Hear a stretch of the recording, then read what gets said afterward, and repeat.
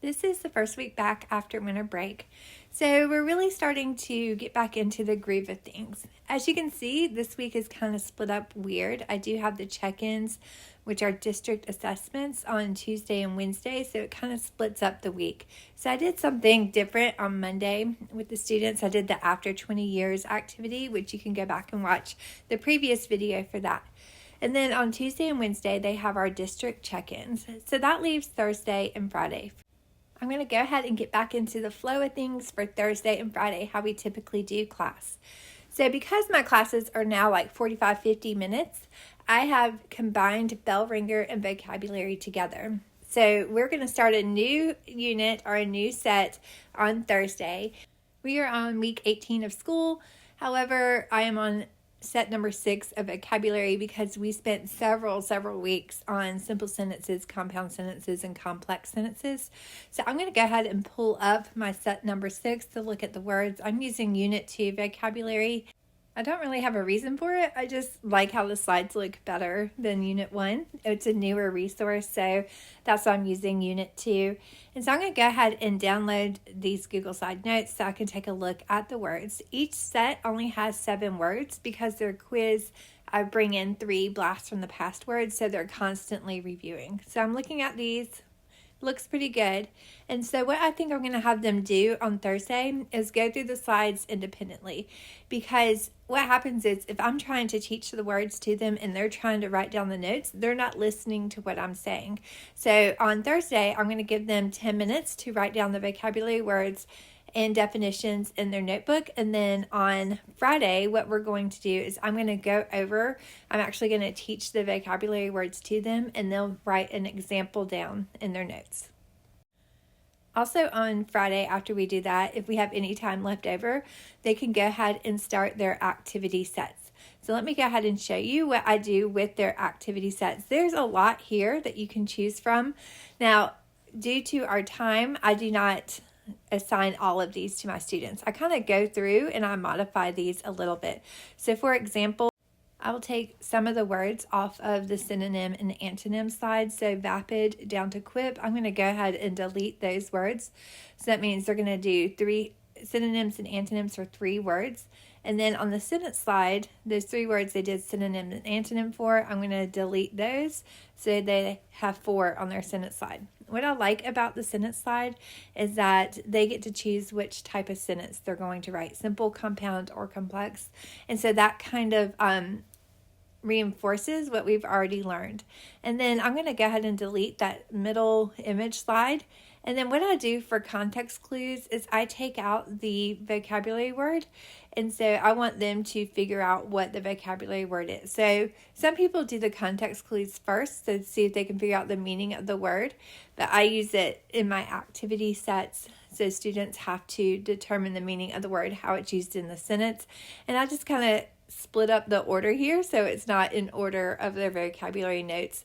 So I do that really quick. I just add a couple lines down here, just move everything around.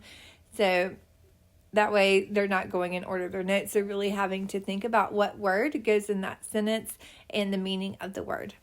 Now I'm going to renumber them to make sure everything flows correctly. Look back through it. I am ready to go. These activity sets are ready for the week, and I think they're a great way to practice their words. They don't love them, but I love them because they can practice their words this way, and it helps them think a little bit outside of the box. So I'm going to add that into my planner right here. I'm going to go over the vocabulary words with them, and then they will start on their activity sets. Now it's time to fill in the rest of the week, or the rest of Thursday. I am focusing on perspective and point of view, RI6 or RL6 right now. This is brand new for my students, so we're going to start at the basics for them. And I am going to look up on ELA Unlimited my weekly plan that goes with the standard so I can see what activities I have on there and the order that I want to do them in. So let me go ahead and check that out. There are 2 options here, but I always like looking at the Google Sheet version. For some reason, it makes my brain happy. Now, this is the standard I have, or these are the activities I have for the standard. And it starts with the mini lesson point of view, which I think is a great way to start with my students. Personally, I love how everything is linked under the resources for when I click on the weekly plan, so I don't have to go searching for it everywhere. Now I'm going to pull up this mini lesson just so I can visualize it and start thinking about how I'm going to use this with my class and how much time it's going to take. So when I go through these slides, I can see that it is going to take a little bit of time here because there is some notes, there's some things we need to talk about, and there is an activity with it. Because of that, I'm going to, after they take notes, I'm going to walk them through this mini lesson. And then if anybody is absent, there's also a video that I can put in Google Classroom where they can watch it, so I don't have to reteach it to them. So we're going to go through the slides, the first part of the slides where I teach them all about the different types of point of view. And then after that, we are going to do the activity that goes with it. And if you look at it, there's about 6 slides here where you show them a sentence and then they determine the type of point of view that's represented. And I'm going to play a little game with them for that. The only thing I have to do to prepare for Thursday is to print the fill-in-the-blank notes. My students really like the fill-in-the-blank notes instead of writing every single note out. And I really like that too because it condenses time and we can move a little bit quicker. I might have 1 or 2 classes that can go ahead and move on to the reading of Charles, but probably I am going to save Charles for Friday, but we'll see how it plays out. So on Friday, after we do the word study here, we are going to do the point of view review quizzes so they can get back into the groove of point of view. This is actually linked on the mini lesson, but I'm going to drop it into their Google Classroom and tell them they can use their notes from yesterday as a review.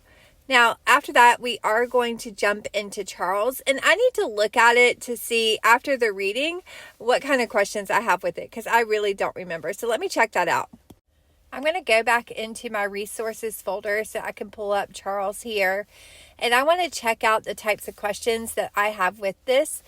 I can't remember exactly what I put on here, honestly, so I need to check it out really quick. I will have them annotate together, then summarize. There are 10 questions, so I will have them do those together. And then RTQT questions that are related to point of view, I will also have them do that together. Looks like there's a perspective writing assignment, but I will get to that after I teach them perspective. So we'll put a hold on that. I'm going to go back to the lesson plans over here, and I'm going to make sure that we have this correct. They're going to not only do the RTQT, but they are also going to do the questions with their group. Now, I know this is several sheets of paper, but I think it's important sometimes for our students to write on paper and not type. So I am going to print this activity set for them, or this worksheet for them, so they can all write. And it's not just going to be one person in the group. Everybody's going to be writing, but they can all talk about it. I need to add this to my to-do list to print the Charles short story and reading guide that goes with it. And look, we're done for Thursday and Friday in less than 10 minutes. Go team!